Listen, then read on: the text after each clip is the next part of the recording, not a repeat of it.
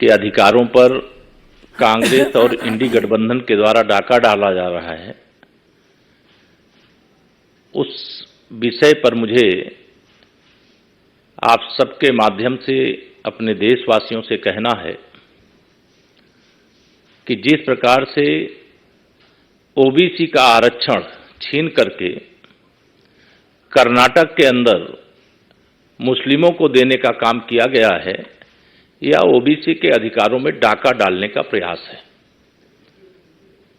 Bharatiya Janata party सदा से सबका साथ सबका विकास की पक्षधर रही है। कांग्रेस का इतिहास सदैव तुष्टीकरण की घटिया और घिनौनी राजनीति से भरा रहा है। जिस प्रकार से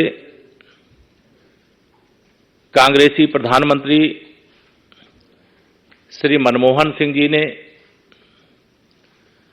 अपनी जो नेशनल काउंसिल की जो बैठक 9 दिसंबर 2006 को संपन्न हुई थी, उस बैठक में कहा था कि देश के संसाधनों पर पहला हक मुसलमानों का है। यह भारत के संविधान के विरुद्ध था। संविधान निर्माता बाबा साहब भीमराव अंबेडकर सहित संविधान सभा के सभी सदस्यों की भावनाओं के विपरीत था। कांग्रेस की यह जहरीली मानसिकता प्रारंभ काल से, मैं बाबा साहब जी का एक भाषण जो 27 अक्टूबर 1951 में उन्होंने कहा था कि पंडित जवाहरलाल नेहरू जी ने, वो प्रधानमंत्री के रूप में, कांग्रेस के अध्यक्ष के रूप में, उन्होंने कभी दलित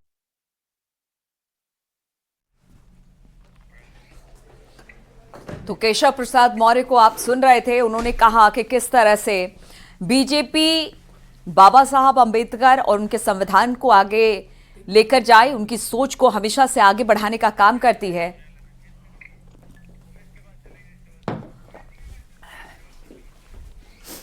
हमारे मेहमान लगातार हमारे साथ बने हुए हैं और हमारे साथ हमारे सहयोगी भी बने हुए हैं। उमेश के पास चलेंगे, मेरठ से इस समय हमारे साथ लाइव मौजूद हैं। उमेश, आज चुनाव के रंग भी अलग देखे जा रहे हैं। हमने देखा था कि पहले चरण के मतदान में जहां दूल्हा दुल्हन पहुंच रहे थे मतदान करने के लिए, बुजुर्ग लोग पहुंच रहे थे मतदान करने के लिए, वैसे ही रंग आज भी देखे जा रहे हैं। हर कोई अपनी पूरी भागीदारी मतदान में देना चाहता है। उमेश की किस पोलिंग बूथ पर आप इस समय मौजूद हैं? लोगों से बात करिए, तस्वीरें दिखाइए, उनके उत्साह को हमारे दर्शकों तक दिखाइए। जी देखिए, लोकतंत्र का महाउत्सव मनाया जा रहा है, डेमोक्रेसी का फेस्टिवल मनाया जा रहा है और इस मतदान के निराले रंग देखने को मिल रहे हैं।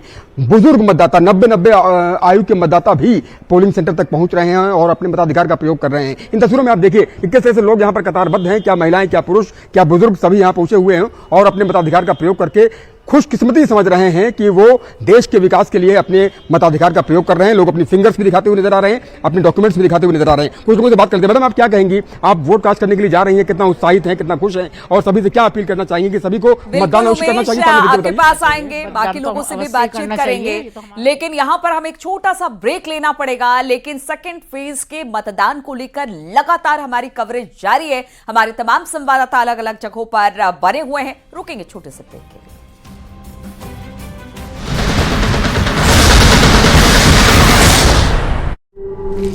हमारे साथ पे जुड़ी हुई हैं। फरा, मैं देख रही हूँ, मैं जिस सीट पर इस वक्त मौजूद हूँ, पहले चरण के मुताबिक अब दूसरे फेज में काफी ज्यादा उत्साह लोगों में बढ़ गया है। आप अपने आसपास तस्वीरें दिखाइए। क्या पहले फेज के मुकाबले आप भी फर्क देख पा रही हैं? क्या इस बार उम्मीद की जाए कि वोट प्रतिशत बढ़ने वाला? और साथ ही बताइए कि गाजियाबाद की जनता के क्या मुद्दे? बिल्कुल अमनदीप, गेटवे ऑफ यूपी कहे जाने वाले जो गाजियाबाद है, वहां पर लगातार जो है वो मतदान हो रहा है। सुबह 7 बजे से शुरुआत हुई और लोगों का उत्साह देखने को मिल रहा है, क्योंकि कहीं ना कहीं आशंका लगाई जा रही थी लॉन्ग वीकेंड है, लोग आएंगे नहीं आएंगे। लेकिन देखिए, एक बार मैं चाहूंगी कि लोग दिखाएं कि देखिए अभी वोट करके आए हैं, सीधा बातचीत करेंगे, क्या मुद्दे हैं।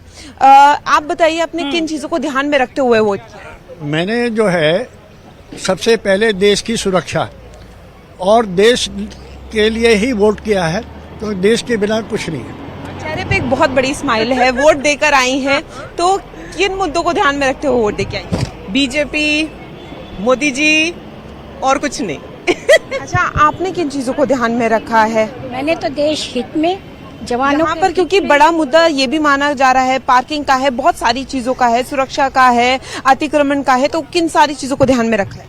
देखिए, गाजियाबाद में तो ये सब प्रॉब्लम है, अतिक्रमण की और मतलब लूट की, मार की, सब चीजों की। यहाँ पर यूथ भी जो है वो वोट दे रहे हैं। पर वहाँ पर कोई फर्स्ट टाइम वोटर है क्या? कोई वहाँ पर फर्स्ट टाइम वोटर है जो पहली बार? बिल्कुल, जो तो आप क्या पिछली- फर्स्ट टाइम वोटर हैं? नहीं, मैं डाल चुकी हूँ पहले। डाल चुके हैं, तो किन चीजों को ध्यान में? देखिए, ये फर्स्ट टाइम वोटर है मेरे साथ, उनसे बातचीत करेंगे। किन चीजों को ध्यान में रख के वोट किया? क्योंकि पहला वोट जब डालने जाते हैं बहुत कुछ दिमाग में होता है।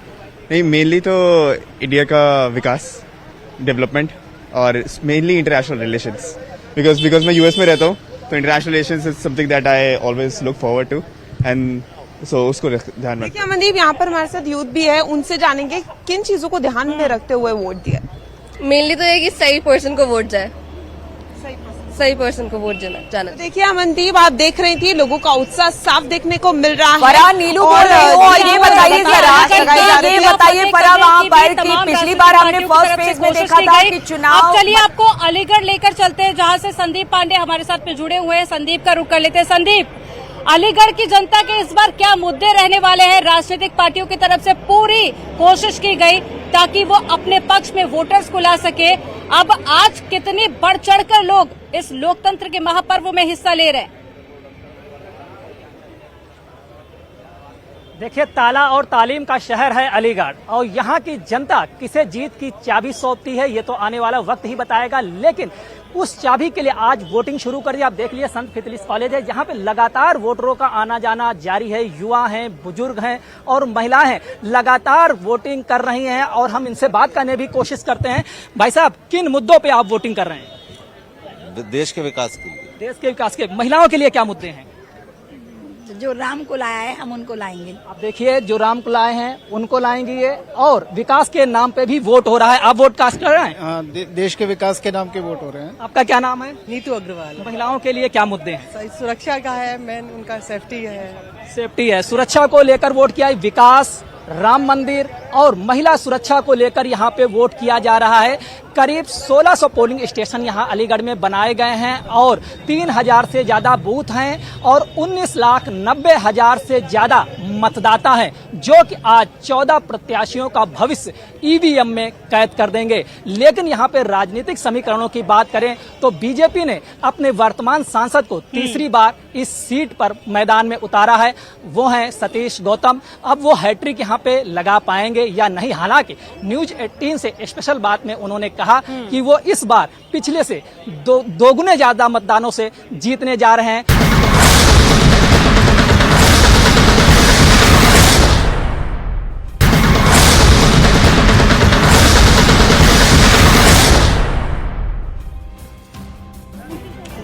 नमस्कार, बहुत स्वागत है आप सभी का। मैं हूं आप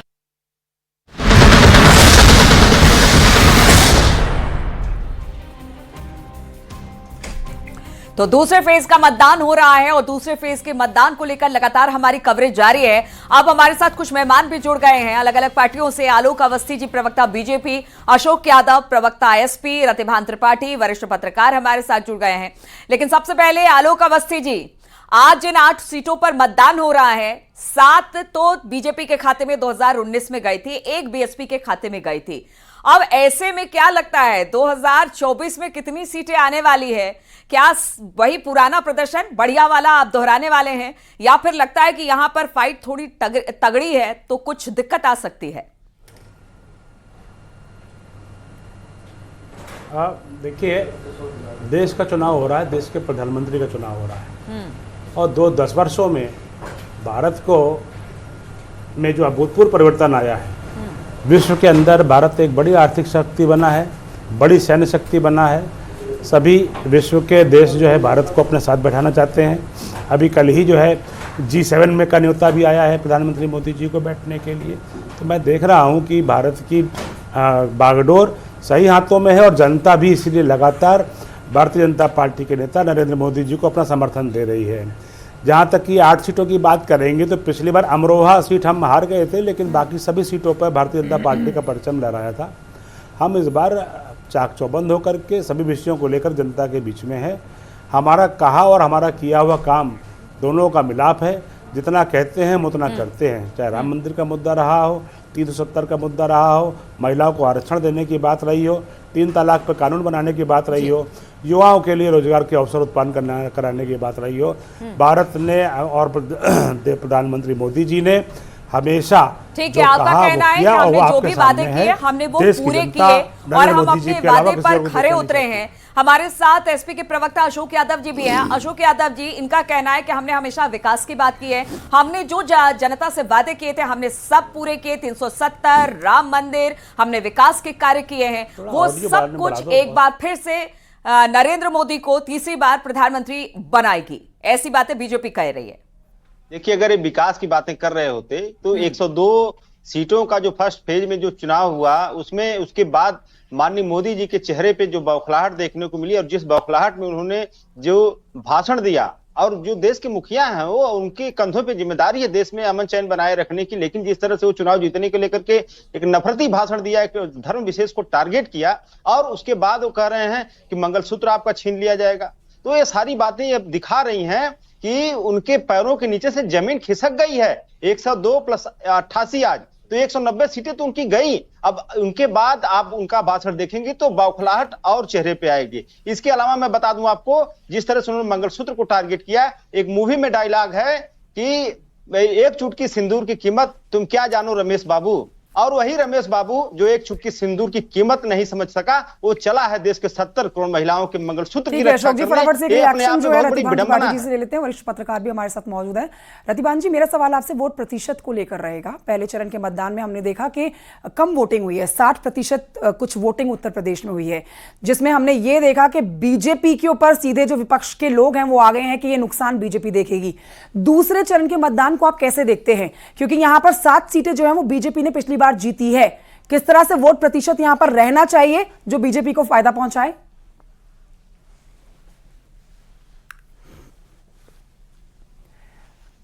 रतिभान जी, आवाज आ रही है मेरी? अभी तक जो एक स्टैंडर्ड सेट रहा है मोटे तौर पर, मुझे आ रही है, थोड़ी आवाज गूंज रही है, आवाज गूंज रही है। जी जी बोलिए।